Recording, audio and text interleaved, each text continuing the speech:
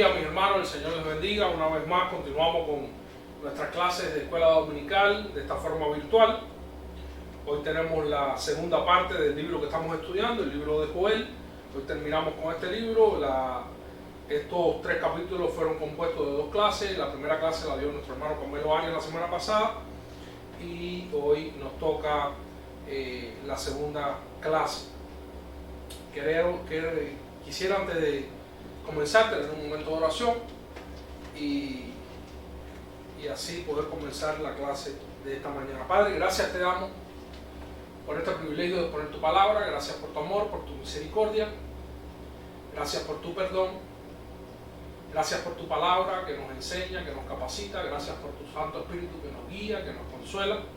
Ahora te pedimos en nombre de Jesucristo que te podamos honrar y glorificar, que podamos aprender de tu palabra para poder poner tu nombre en alto. Por Cristo Jesús te lo pedimos, pidiéndote perdón y pidiendo tu ayuda, Señor, en este momento. Amén. Continuamos estudiando este libro de Joel. Joel se cree que procedía del reino del sur, o sea, de Judá. El mensaje de este libro se centra principalmente en Judá y Jerusalén, con el propósito de llamar todas las clases del pueblo al arrepentimiento.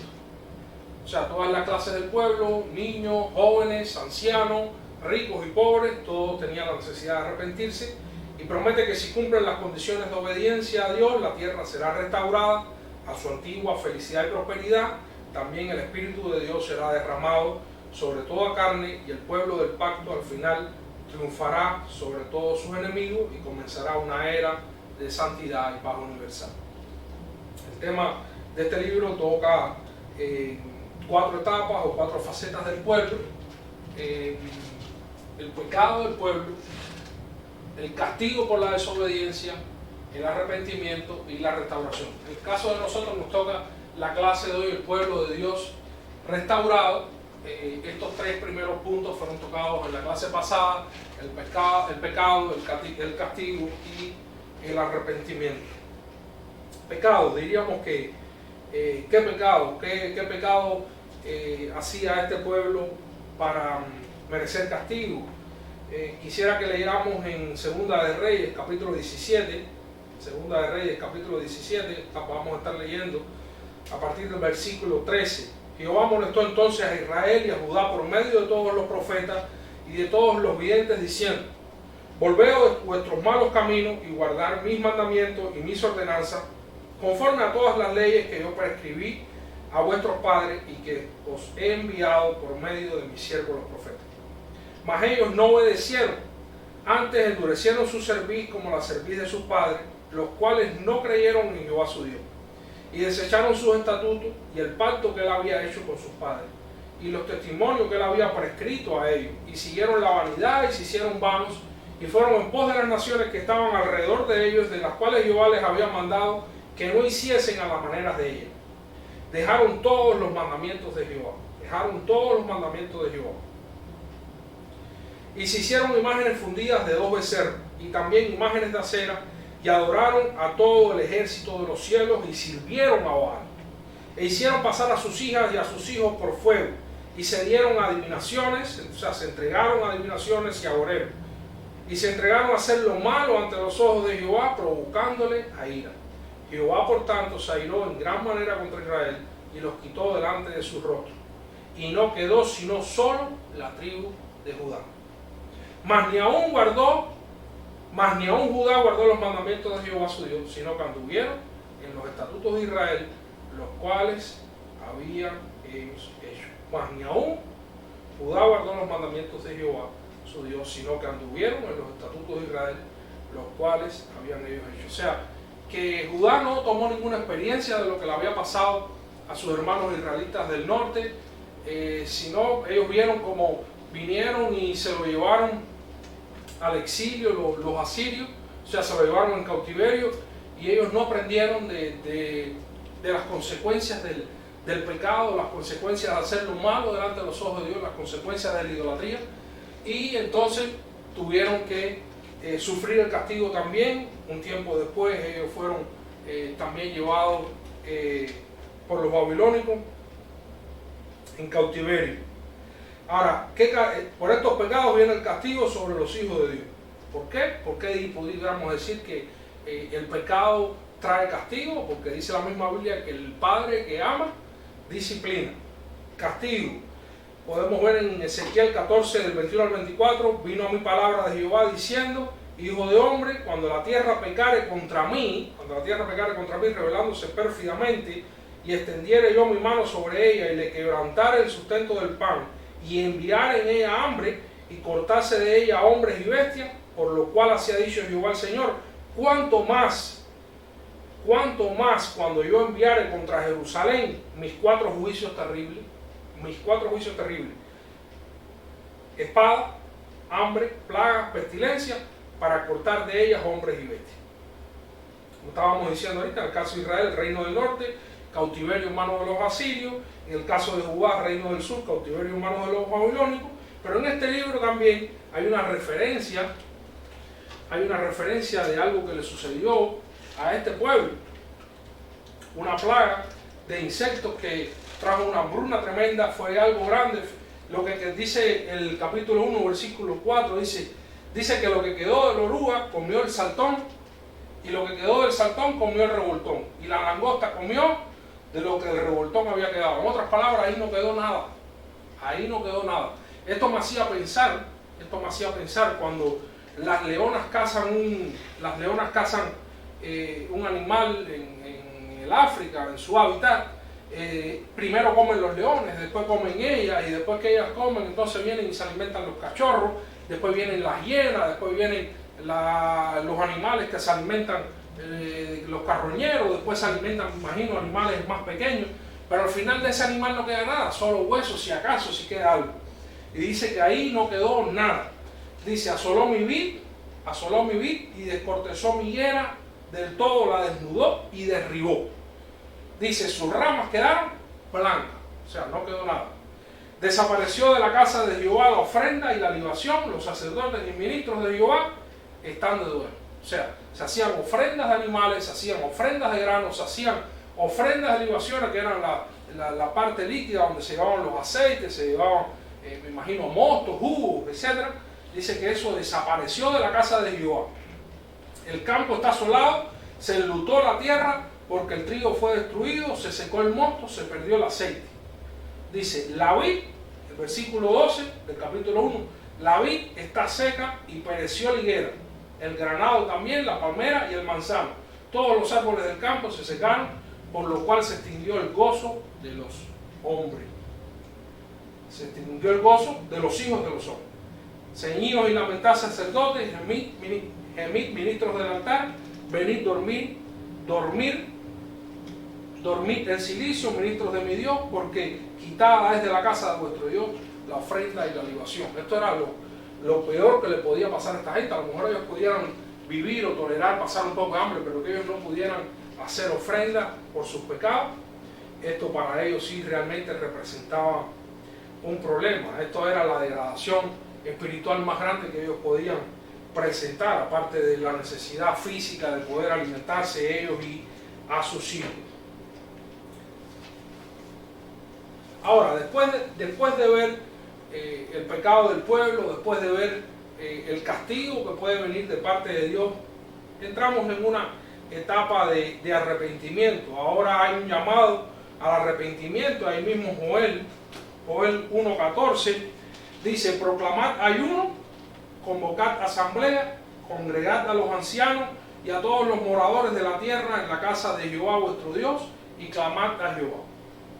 El 15, el 16 y el 17 del capítulo 2, o sea, el capítulo 2, dice, tocad trompeta en Sion, proclamad ayuno, convocad asamblea, reunir al pueblo, santificar la reunión, juntad a los ancianos, congregad a los niños y a los que maman, salga de su cámara el novio y de su tálamo la novia, entre la entrada y el altar lloren los sacerdotes, ministros de Jehová, y digan, perdona, oh Jehová, a tu pueblo, y no entregues al oprobio tu heredad, para que las naciones se enseñoreen de ella. ¿Por qué han de decir entre los pueblos, dónde está su Dios? O sea, aquí hay un arrepentimiento real, ha sido convocada asamblea, ha sido convocado ayuno, para que Dios en su amor, en su misericordia, les perdone y les traiga ¿qué?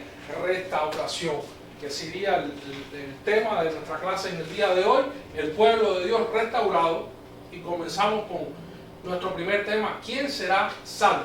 Joel 20 al 32. Joel 20 al 32. Quiero empezar leyendo un poco antes del versículo Joel 2 del 30 al 32, perdón. Joel 2 del 30 al 32. Pero quisiera empezar leyendo un poquito antes del versículo, un poco antes del versículo 30, o sea, comenzando desde el versículo 27. Y dice: las eras se llenarán de trigo,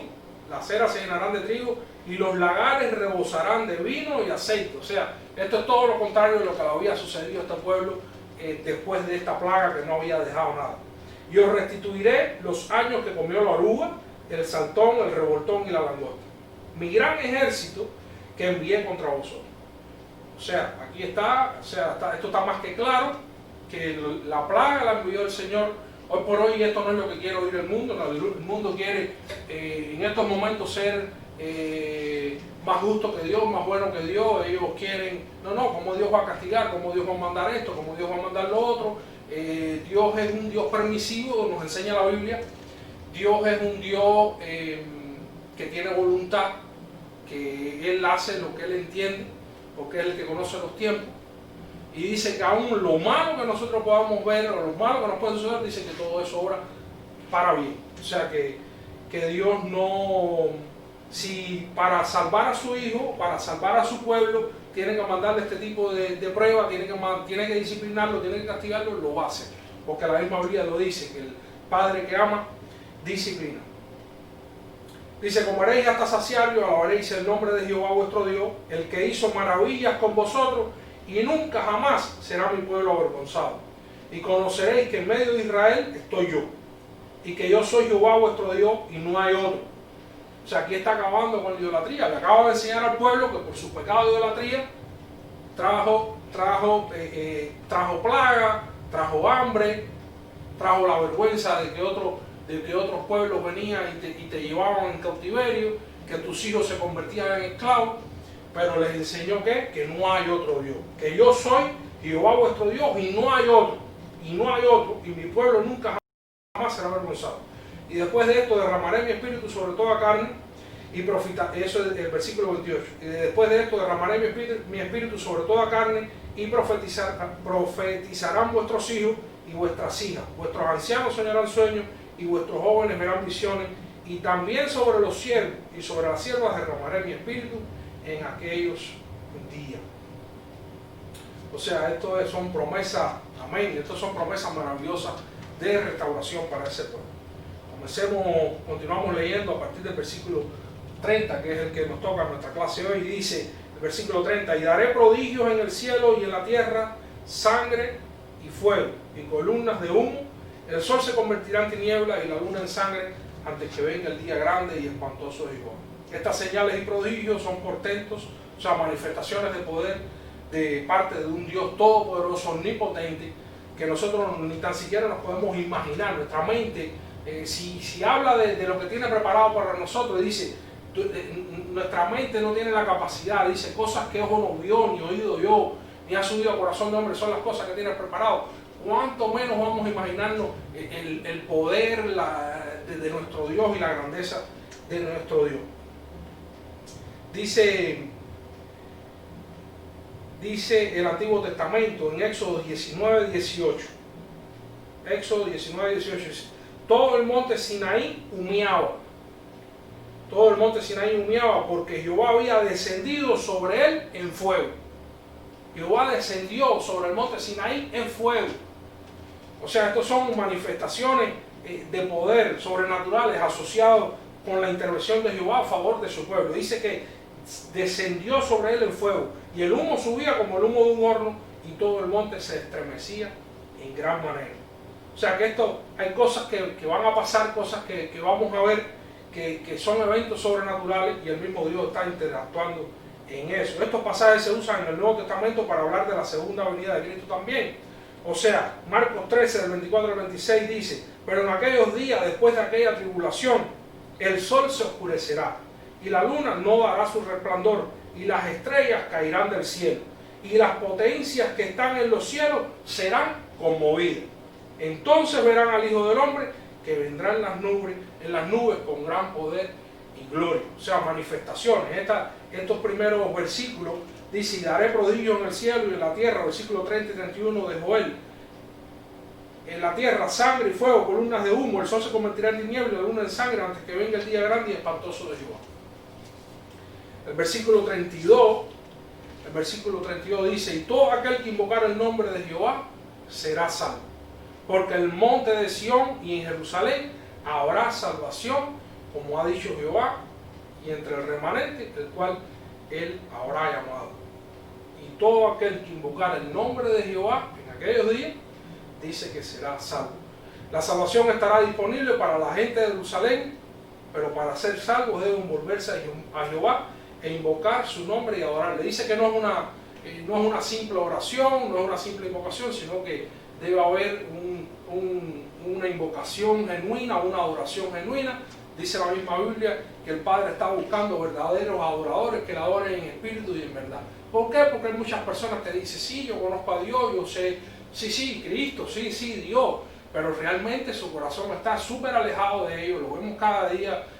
Personas que sí reconocen que Dios existe, sí reconocen que Jesucristo existió, pero realmente no lo reconocen como Señor y Salvador, no le permiten que trabajen su vida, que sean ser lavados con esa sangre preciosa derramada allí en la cruz del Calvario, ser sellados con ese Espíritu Santo que los guía a toda verdad. O sea, el hecho de que tú conozcas a Dios no es suficiente, quizás ni tan siquiera que digas ciertas palabras, sino que te vuelvas un verdadero adorador, que lo adores en espíritu y en verdad. O sea, la salvación estará disponible para ellos. Para ser salvos deben volverse a Jehová, invocar su nombre y adorarle. Y el apóstol Pedro utilizó este pasaje en su sermón del día del Pentecostés. Hechos 2, del 20 al 21. El sol se convertirá en tiniebla y la luna en sangre antes que venga el día del Señor grande y manifiesto. O sea, más o menos lo mismo que dijo Joel: y todo aquel que invocar el nombre del Señor será salvo. Pablo también lo cita en Romanos 10, del 9 al 13, y dice de esta forma: que si confesares con tu boca que Jesús es el Señor, y creyeres en tu corazón que Dios le levantó de los muertos, serás salvo. Porque con el corazón se cree para justicia, pero que por la boca se confiesa para salvación. Pues la Escritura dice: todo aquel que en él creyere no será avergonzado, porque no hay diferencia entre judío y griego, pues el mismo que es Señor de todos es rico para con todos los que le invocan. Porque todo aquel que invocar el nombre del Señor será salvo. Amén. Amén. O sea, ¿de quién será salvo en aquellos tiempos? ¿Quién será? El que reconozca a Jesucristo como Señor y Salvador. El que lo cree en su corazón y el que lo confiese con su boca. Nuestro tema número 2, el juicio de las naciones. El juicio de las naciones. Vamos a estar leyendo ahí del versículo 1 al 8. Vamos a dividir esta porción bíblica de Joel 3 del 1 al 17. Vamos a dividirla en dos y vamos a estar leyendo los primeros 8 versículos del capítulo 3. Joel 3 del 1 al 17. Porque he aquí que en aquellos días y en aquel tiempo en que haré volver la cautividad de Judá y de Jerusalén, reuniré a todas las naciones y les haré descender al valle de Josafat, y allí entraré en juicio con ellas a causa de mi pueblo y de Israel mi heredad, a quien ellas esparcieron entre las naciones y repartieron mi tierra y echaron suerte sobre mi pueblo, y dieron los niños por una ramera y vendieron las niñas por vino para beber. Dice que y repartieron mi tierra y echaron suerte sobre mi pueblo, y dieron los niños por una ramera y vendieron las niñas por vino para beber. Y también, ¿qué tengo yo con vosotras, Tiro y Sidón y todo territorio de Filistea? ¿Queréis vengaros de mí? Y si de mí os vengáis, bien pronto haré yo recaer la paga sobre vuestras cabezas. Porque habéis llevado mi plata y mi oro, y mis cosas preciosas y hermosas metiste en vuestros templos, y vendiste a los hijos de Judá y a los hijos de Jerusalén, a los hijos de los griegos, para alejarlos de su tierra. He aquí, yo los levantaré del lugar donde los vendiste, y volveré vuestra paga sobre vuestras cabezas, y venderé vuestros hijos y vuestras hijas a los hijos de Judá, y ellos los venderán a los sabeos, nación lejana, porque Jehová ha hablado. O sea, aquí el juicio de las naciones, lo más importante aquí era lo que habían hecho estas personas. Lo que habían hecho estas personas a este pueblo. Dice que repartieron la tierra. Número 2, echaron suerte sobre el pueblo, los vendieron como esclavos. Dice que los niños, imagínate cuando llegó el abuso, dice que los niños eran cambiados por prostitutas. Dice que las niñas eran cambiadas por vino. Todo esto lo hicieron estos pueblos. Y también habla de Sidón, Tiro y Sidón. O sea, si vemos el territorio, si vemos el mapa, Sidón y Tiro estaban en la parte costera, o sea, eran pueblos costeros. Y dice que traficaban con los israelitas. O sea, los vendían como esclavos. ¿A quién? A los griegos. Dice, las naciones costeras cercanas de Israel, Tiro y Sidón, Filistea, tenían un fructífero comercio de esclavos. Por mar. Habían lucrado con esclavos israelitas en el pasado. Y Dios promete castigo sobre ellos. El mal que habían hecho volvería como un boomerang sobre sus cabezas. No tenían justificación, porque en la ley dice respecto a eso, Éxodo 21:16. O sea, respecto a este tipo de maldad, en Éxodo 21:16 dice: asimismo, el que robara una persona y la vendiere, o si fuera hallado en sus manos, morirá. O sea, la persona que coja a otro, lo esclavice y lo venda, o el que lo compre, dice Dios que morirá. El versículo 9 de este capítulo 3 dice: proclamad esto entre las naciones, proclamad guerra, despertad a los valientes, acérquense, vengan todos los hombres de guerra, forjad espada de vuestros asadores, lanzas de vuestras hoces, diga el débil, fuerte soy. Juntaos y venid naciones todas alrededor y congregaos. Haz venir allí, oh Jehová, a tus fuertes. Despiértense las naciones y suban al valle de Josafat, porque allí me sentaré para juzgar todas las naciones de alrededor. Echad la hoz, porque la mies está ya madura. Venid, descended, porque el lagar está lleno. Rebosan las cubas, porque mucha es la maldad de ellos. Muchos pueblos en el valle de la decisión, porque cercano está el día de Jehová en el valle de la decisión. El sol y la luna se oscurecerán y las estrellas traerán su resplandor, y Jehová rugirá desde Sión y dará su voz desde Jerusalén, y temblarán los cielos y la tierra, pero Jehová será la esperanza de su pueblo y la fortaleza de los hijos de Israel.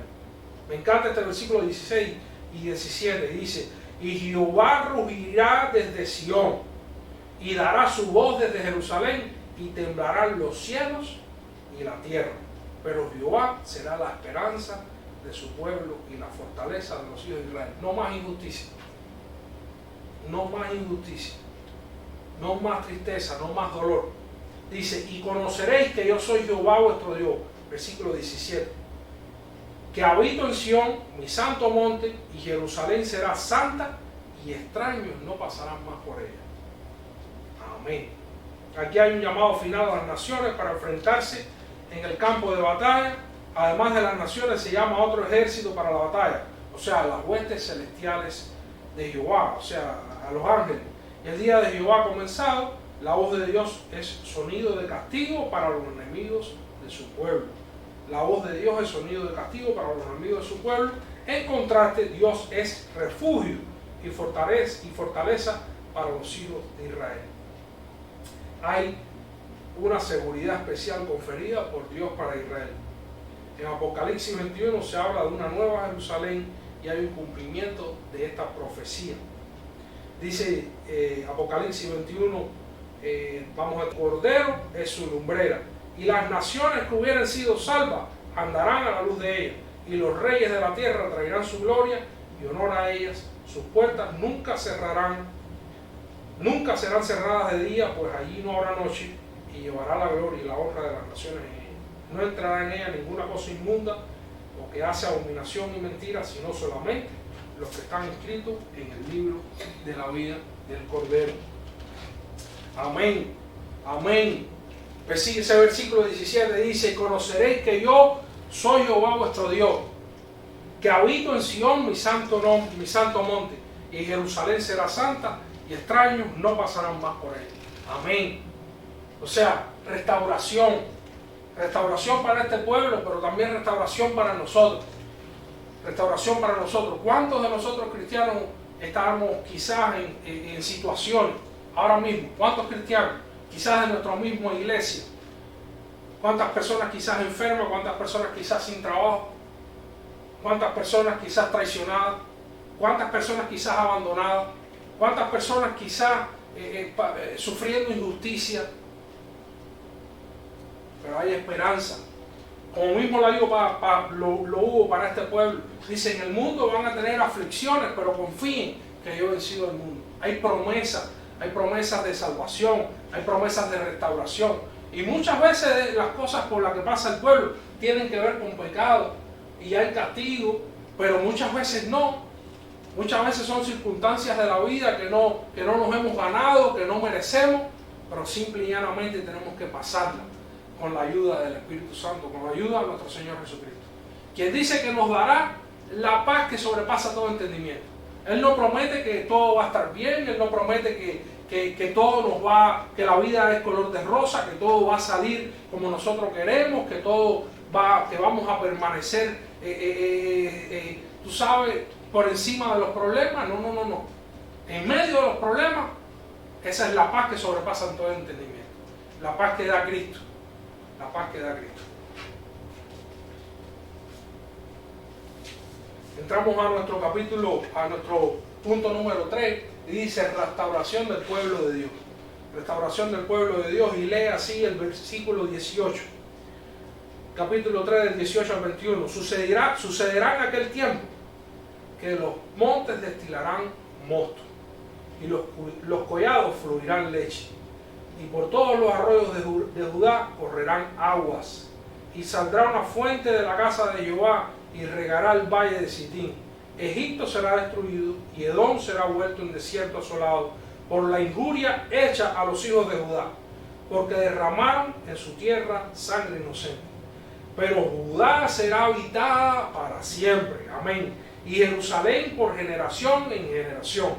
Y limpiaré la sangre de los que no había limpiado, y Jehová morará en Sión. Promesa preciosa. Promesa preciosa. Pero Judá será habitada para siempre, y Jerusalén por generación en generación. Y limpiaré la sangre de los que no había limpiado, y Jehová morará en Sión. La presencia de Jehová por la eternidad. La paz, el gozo por la eternidad. La bendición, la salvación, la protección por la eternidad. No es que no la tengamos ahora mismo, pero esto es un mundo caído. El día que llegue este cielo y esta tierra nueva, experimentaremos lo que el hombre no ha experimentado jamás. Este mundo todavía es un mundo caído, donde sufren niños de enfermedades sin hacer nada, donde hay problemas sociales e injusticia, donde hay personas que quizás hacen lo malo y ahora mismo no están pagando las consecuencias, donde vemos hermanos que con fe en Jesucristo son despedidos de su trabajo, donde vemos hermanos que con fe en Jesucristo quizás han tenido que partir con el Señor por alguna enfermedad o por algún accidente. No tenemos explicación para todas esas cosas, pero llegará un día que todo esto pasará. Aquí veo un contraste, dos cosas: el castigo para los enemigos, yo limpiaré la sangre, dice el Señor. Romanos 12:19 dice: no os vengáis vosotros mismos, amados míos, sino dejad lugar a la ira de Dios, porque escrito está: mía es la venganza, yo pagaré, dice el Señor. En contraste veo la bendición para Israel. También nos incluimos ahí, la bendición para nosotros. Jehová morará en Sión, una frase llena de esperanza. Los que hoy están siendo afligidos tienen la seguridad del cuidado de Dios sobre ellos por la eternidad. Amén. Apocalipsis 21:4 dice: enjuagará Dios toda lágrima de los ojos de ellos, y no habrá muerte, ni habrá más llanto, ni clamor, ni dolor, porque las primeras cosas pasaron. Lo malo pasó. Romanos 8:18 dice: pues tengo por cierto que las aflicciones del tiempo presente no son comparables con la gloria venidera que en nosotros ha de manifestarse. Hay restauración, hay bendición, hay salvación. Ahora lo hay también, pero en la eternidad la habrá sin igual, sin precedente. Aplicaciones del estudio. Las señales de Dios pueden darnos esperanza. Las señales de Dios pueden darnos esperanza. Joel 2:30 y 32 habla de que dice que el sol se oscurecerá, que la luna se convertirá en sangre, que las estrellas perderán su esplendor. Dice también que las estrellas caerán. Dice, las señales apocalípticas pueden traer terror. ¿A quién? A los incrédulos. Pero al que invoca con fe a Jesucristo, esas mismas señales nos traen ¿qué? Esperanza. Cualquier tipo de señal de esta nos trae esperanza, porque sabemos que se nos acerca nuestro tiempo con nuestro Señor por la eternidad. Defender los derechos humanos. Joel 3:3, ahí se habla de lo que habían hecho Sidón y Tiro al pueblo, a los israelitas, como los habían llevado en cautiverio, los habían hecho esclavos y los vendían a los griegos. Vemos cómo los niños eran cambiados por prostitutas y cómo las niñas eran cambiadas por bebidas. O sea, injusticias sociales. Y tenemos que dice la palabra de Dios debe ser la base. La palabra de Dios debe ser la base para condenar el trabajo infantil, el trabajo a nivel de esclavitud, la violación de los derechos humanos.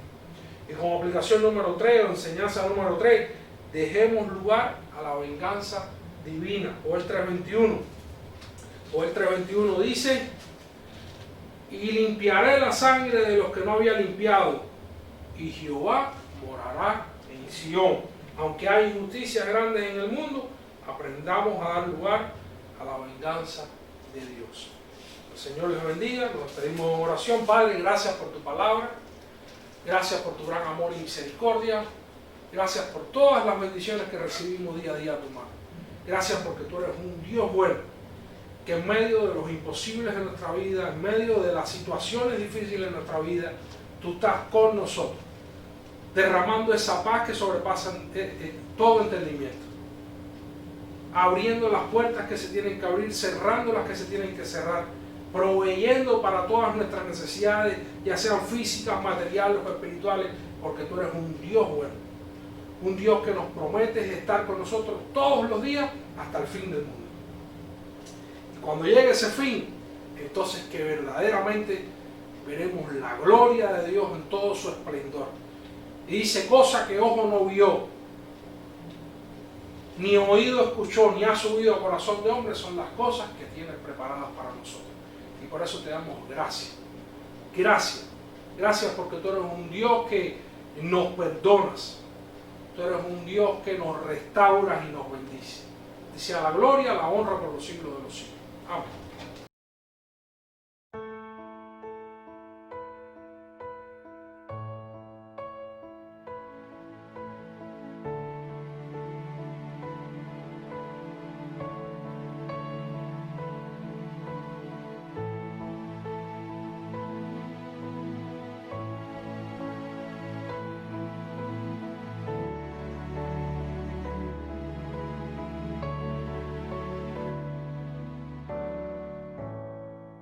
Si acaso se me olvida, si acaso se me escapa,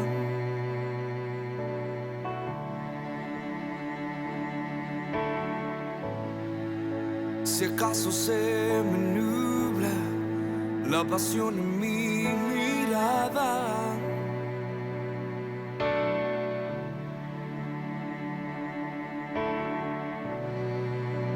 llévame al madero, al rincón de nuestro encuentro. Llévame al lugar donde empezó nuestra amistad. Llévame a la cruz.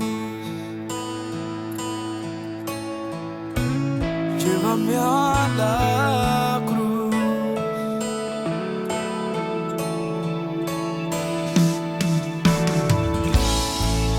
Si acaso se me olvida, si acaso se me escapa,